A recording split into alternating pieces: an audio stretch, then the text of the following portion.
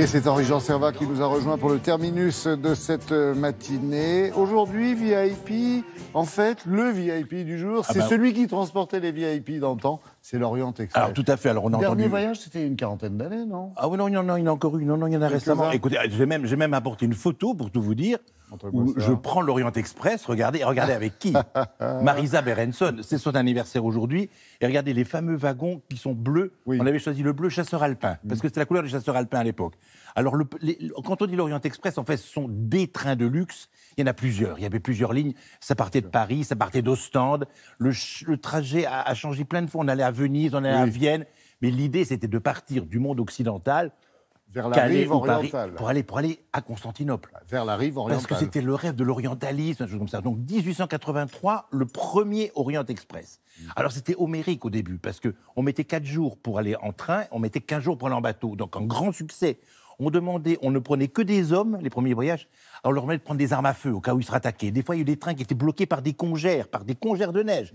Il y avait des maharajas qui achetaient les manteaux des passagers pour vêtir leurs femmes. On vendait des bijoux pour acheter des œufs aux passagers quand on était bloqués dans le train.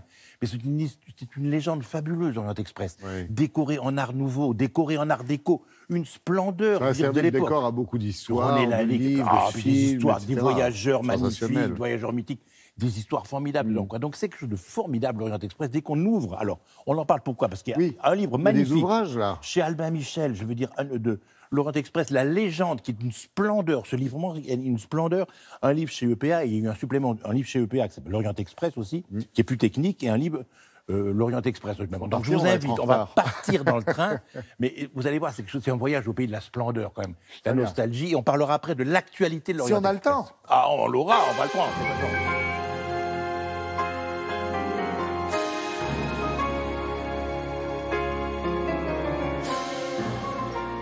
L'Orient Express est clairement devenu un mythe et une légende. Ce train a de tout temps été une source d'inspiration pour des auteurs, etc.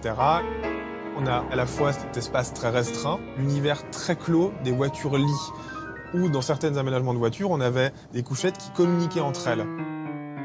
On a aussi des voyageurs, on avait beaucoup de diplomates, beaucoup d'artistes, beaucoup de mondains, des voyageurs qui ont pu aussi participer et faire participer à ce que ce train devienne une source d'inspiration. À partir de là, toutes les intrigues sont possibles.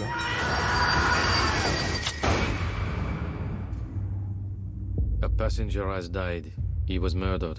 Si on peut parler d'une œuvre qui a participé à la création du mythe et à son développement, c'est bien l'œuvre d'Agatha Christie, Le Crime de l'Orient Express, avec une première adaptation au cinéma de Sidney Lumet en 1973, si je ne me trompe pas, et la dernière adaptation qui est une réalisation de Kenneth Branagh, et qui participe encore une fois du mythe. Ce qu'il faut savoir, c'est qu'en 1946, le train Orient Express perd sa dénomination de train de luxe. Donc on a ensuite un train qui continue à circuler, mais plus du tout dans un décor luxueux ou d'un aménagement intérieur très travaillé. On est sur des trains qui deviennent plutôt ordinaires. Le dernier Orient Express a circulé en 1977, le dernier train qui faisait Paris-Istanbul d'une seule traite. Il a arrêté notamment à cause de la concurrence de l'aviation, de la concurrence d'autres trains, du développement de la voiture et aussi ces problématiques liées à la guerre froide, avec la difficulté de passer d'une frontière à l'autre, etc. La restauration a été une aventure assez incroyable. Par exemple, les marqueteries que vous pouvez voir, c'est un peu une spécificité du décor de ces voitures. On a à la fois des essences très précieuses, on va avoir du bouleau de Norvège, de l'ébène, de l'acajou, et ensuite on vient incruster donc des éléments qui sont des éléments qui peuvent être de l'étain, de l'ivoire, et c'est ce qui donne aussi ces marqueteries qui ont été remarquablement restaurées. Une des autres spécificités de ces voitures, c'est aussi donc la présence de verre. Vous avez une voiture qui est la numéro 4151 qui a été entièrement décorée par Lalique et qui présente des panneaux de verre Lalique. Dans les années 20, un des créateurs les plus connus. Donc voilà, on a vraiment un ensemble à la fois d'artisans d'art d'époque, d'artisans d'art d'aujourd'hui qui ont participé à la création puis ensuite à la sauvegarde de ce patrimoine.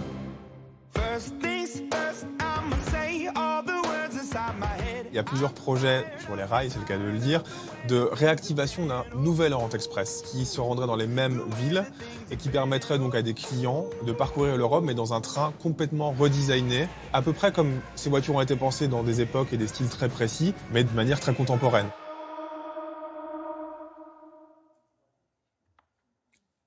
Henri-Jean, Alors, est-ce qu'il va revenir ben sur oui, les bah, rails? bah, il roulait encore pas il y a il y longtemps. est. C'est-à-dire, il y a des sociétés, on peut le louer des fois pour faire des voyages appartient à la publicitaires ou des SNCF. choses de marque. La marque appartient à la SNCF. D'accord. Il y a des voitures, elles ont été exposées il n'y a pas longtemps, en 2014. Elles sont prêtes à rouler, elles sont impeccables, nettes, astiquées. Alors, on les loue pour le moment dans des buts commerciaux.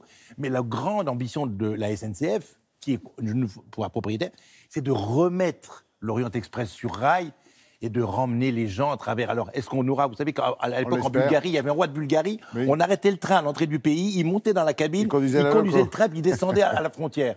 On espère qu'on va retrouver cette splendeur inouïe, cette splendeur... Merci des années passées. Henri-Jean. Merci pour ce joli voyage. Il y a un livre dans le temps, magnifique. dans le présent. Albin Voilà, et puis Michel, dans la rayon splendeur, bibliothèque. C'est un livre, incroyable. voilà. Vous lui donnez ça, il bah. Voilà. Merci Henri-Jean.